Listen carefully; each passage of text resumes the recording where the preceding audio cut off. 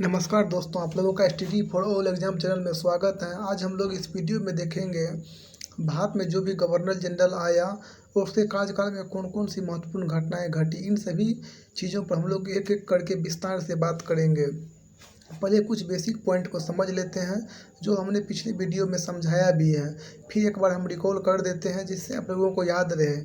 अब एग्ज़ाम आप लोगों को काफ़ी नज़दीक आ गया है। सबसे पहले शुरू करते हैं बंगाल से। बंगाल के प्रथम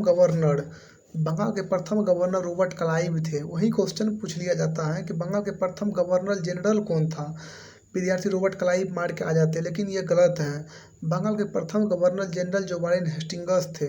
भारत के प्रथम governor general Lord William Bentinck थे। भारत के प्रथम वायसरॉय लॉर्ड कैनिंग थे। इसको ध्यान में रखिएगा क्योंकि यहाँ पे बहुत कन्फ्यूजन होता है। अब चलिए जो हम लोगों का विषय है उसको हम लोग शुरू करते हैं। पिछले वीडियो में हम लोग वारेन हेस्टिंग्स तक देख लिए थे। अब अगले वीडियो में हम लोग लॉर्ड कॉर्नवालिस से शुरू करने वाले हैं। लॉर्ड कॉर्नवालिस का कार्यकाल भारत में 1886 ईस्वी तक रहा।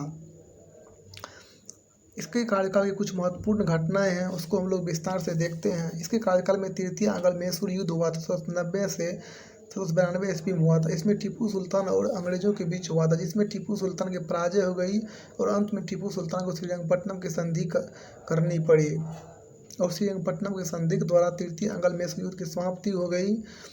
और कॉर्नवालिस कोर्ट का निर्माण लॉर्ड कॉर्नवालिस के द्वारा किया गया।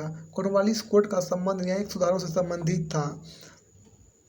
लॉर्ड कॉर्नवालिस के द्वारा जो है 1793 ईस्वी में बंगाल में अस्थायी बंदोबस्त की शुरुआत की गई थी। यहाँ से अस्थायी बंदोबस्त के द्वारा किसानों का शोषण हो गया था। भारत में लॉर्ड कॉर्नवालिस को नागरिक सेवा के जनक भी कहा जाता है। लॉर्ड कॉर्नवालिस ने बहुत सारे सुधार किए थे। पुलिस व्यवस्था में सुधार किया था। पुलिस व्यवस्था में सुधार, इसी कारण लॉर्ड कॉर्नवालिस को पुलिस व्यवस्था का जनक भी माना जाता है। और लॉर्ड कॉर्नवालिस का मकबरा गाजीपुर में है। गाजीपुर में ही लॉर्ड कॉर्नवालिस की मृत्यु हो गई थी। जैसे ही लॉर्ड कॉर्नवालिस 1805 ईस्वी में दोबारा गवर्नर जनरल बना और गाजीपुर में इसकी मृत्यु हो गया। उसके बाद लॉर्ड कॉर्नवालिस के बाद हैं सर जॉन शोर का कार्यकाल 1793 से 1798 ईस्वी के बीच है। सर जॉन शोर के समय 1793 का चार्टर अधिनियम पारित हुआ था।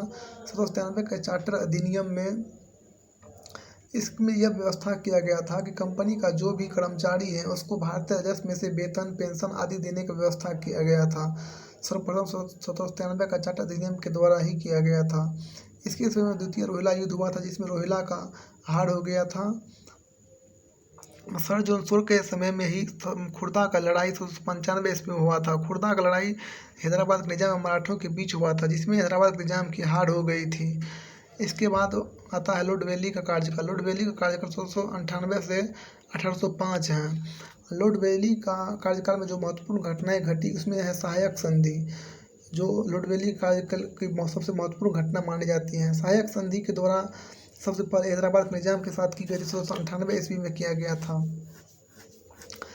इसके बाद इसके कार्यकाल की सबसे महत्वपूर्ण घटना है, दूसरा महत्वपूर्ण घटना है चौथा आंग्ल मैसूर युद्ध। चौथा आंग्ल मैसूर युद्ध 1799 ईस्वी में हुआ था। इसमें टीपू सुल्तान मारा गया और अंग्रेजों का मैसूर पर अधिकार स्थापित हो गया। उसके बाद लॉर्ड वेली के शासनकाल में ही बसिन की संधि 1802 ईस्वी में हुई। बसिन की संधि ईस्ट इंडिया कंपनी और पेशवा बाजीराव द्वितीय के बीच हुआ था। यह संधि मराठा साम्राज्य के विघटन में एक निर्णायक साबित हुआ। उसके बाद लॉर्ड वेली के द्वारा जो है 1799 ईस्वी में प्रेस पर सेंसर लगाया गया, जिसके अंतर्गत प्रेस वाले को संपादक मुद्रक का नाम छपना पड़ता था, नहीं तो उसको प्रिंटिंग प्रेस जब्त कर ली जाती थी। उसके बाद 1803 ईस्वी में लॉर्ड लेके इसमें में गवर्नर जनरल था और लॉर्ड लेके के नेतृत्व में अंग्रेजों ने लाल किले पर कब्जा कर लिया और डॉक्टर लोनी लाल किले का पहला ब्रिटिश रेजिडेंट बना। उसके बाद है लॉर्ड वेली के द्वारा जो है कलकत्ता में फोर्ट विलियम कॉलेज की स्थापना की गई थी 1800 ईस्वी में। यहाँ से कई बार क्वेश्चन पूछ लिया जाता है कि फोर्ट विलियम कॉलेज की स्थापना किसके द्वारा किया गया था। तो फोर्ट विलियम कॉलेज की स्थापना लॉर्ड वेली के द्वारा किया गया था, इसको ध्यान में रखिएगा। और कभी कभी डेट भी पूछ लिया जाता है। तो फोर्ट विलियम कॉलेज का स्थापना हुआ था 1800 ईस्वी में। फोर्ट विलियम कॉलेज किससे संबंधित था? फोर्ट विलियम कॉलेज जो है सिविल सेवकों को प्रशिक्षण देने के लिए फोर्ट विलियम कॉलेज का स्थापना किया गया था। हालांकि फोर्ट विलियम कॉलेज जो 1802 ईस्वी में यहाँ पे कलकत्ता में बंद कर दिया गया और लंदन में जो हेलबरी में सिविल सेवकों को प्रशिक्षण के लिए खोला गया था 1802 ईस्वी में फिर दोबारा वहीं शुरुआत कर दिया गया। इसके लॉर्ड वेली के बाद सर जॉर्ज बार्लो आता है। सर जॉर्ज बार्लो 1805 से 1807 ईस्वी के बीच गवर्नर रहा। इसके कार्यकाल में महत्वपूर्ण घटनाएं घटी। वेल्लोर का सिपाही विद्रोह। वेल्लोर मद्रास में है। इसमें मद्रास का गवर्नर था लॉर्ड कॉर्नवालिस, नहीं सॉरी, इसमें मद्रास का गवर्नर लॉर्ड विलियम बेंटिक था। इसी के समय जो है वेल्लोर का सिपाही विद्रोह हुआ था। इसमें माथा पर जातीय चिन्ह लगाने से सिपाही को रोका गया था और इसी कारण सिपाही ने विद्रोह कर दिया था। सर जॉर्ज बार्लो के बाद आता है लॉर्ड मिंटो प्रथम का कार्यकाल। लॉर्ड मिंटो प्रथम का कार्यकाल 1807 से 1813 ईस्वी के बीच है। लॉर्ड मिंटो प्रथम के कार्यकाल में अमृतसर की संधि हुआ था अप्रैल 1809 में। अमृतसर की संधि जो है चार्ल्स मेटकोफ और रंजीत सिंह के मध्य हुआ था। इसके बाद जो है अमृतसर की संधि के द्वारा कश्मीर में डोगरा शासन का प्रारंभ माना जाता है।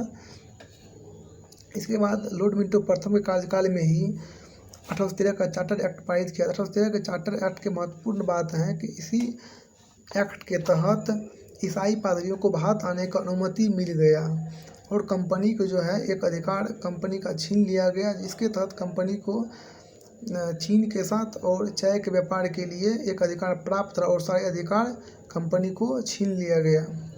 अगर दोस्तों आप लोगों को यह वीडियो अच्छा लगा होगा तो प्लीज़ सब्सक्राइब कीजिएगा और अगर इसका PDF चाहिए तो डिस्क्रिप्शन बॉक्स में टेलीग्राम लिंक दिए हुए हैं, वहाँ से आप इसका PDF प्राप्त कर सकते हैं। थैंक यू दोस्त। अगर वीडियो अच्छा लगा हो तो प्लीज़ लाइक, सब्सक्राइब और कमेंट कीजिएगा।